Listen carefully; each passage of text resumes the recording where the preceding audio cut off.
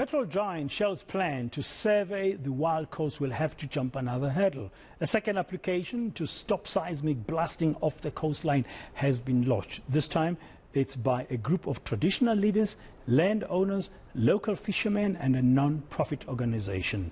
The groups say Shell's plans are criminal. Well, let's discuss this now with human rights attorney Richard Spoor. Mr. Spoor, good afternoon. This case has been going on for some time. I understand it was supposed to be in court today. Can we start there? What happened in court today? Has there been a decision?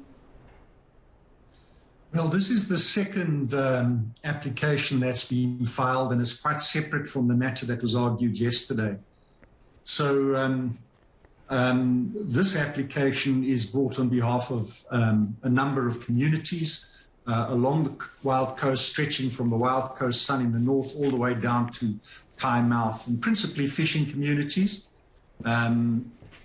who believe that they'll be impacted by Shell's exploration activities offshore, and who have now applied for an interdict to suspend the exploration activities until such time as Shell is granted an environmental authorization, which we say they do not have. So this application has been made in court. What are the key elements of it? I mean, basically, your clients don't want anything to happen until there is proper authorization and permits given to Shell. Yes. Shell believes that it has a lawful authorization. It got an environmental management program approval in about 2013, and it was granted an exploration right. And it seems to believe that it's entitled on that basis to proceed with these activities. Our view and our understanding of the law is however different. We say that Shell requires an environmental authorization granted not in terms of the NPRDA, which is the mining law, but under the National Environmental Management Act, NEMA. And they just don't have that right. And as far as we're concerned, their activities are therefore unlawful and won't be legalized until they have that right. To obtain that right, they need to engage in a consultative process with people who may be affected, including the communities who depend on the sea for their livelihood, and to satisfy the authorities that what they're doing is not going to negatively impact on people's livelihoods and is not going to, and that they're taking all reasonable measures to mitigate damage. We don't support the exploration activities, but to the extent that they wish to carry them out, we're insisting that they comply with South Africa's environmental legislation and obtain the necessary approvals, which they don't have.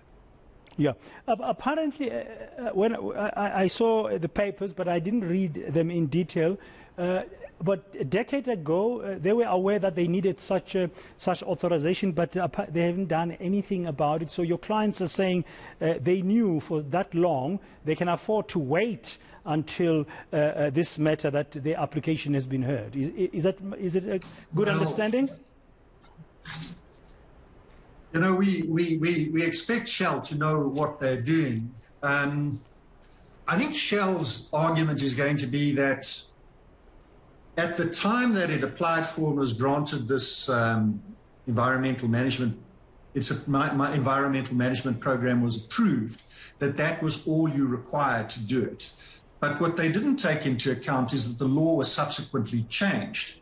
And now the law is very clear under the NPRDA. You need an exploration right and you need an environmental authorization. So I have a feeling that where they've slipped up is that they didn't understand or appreciate the impact of the change to the law. So it is a technical argument, but our view is very strongly that Shell doesn't have the requisite approvals it needs to carry on with this thing.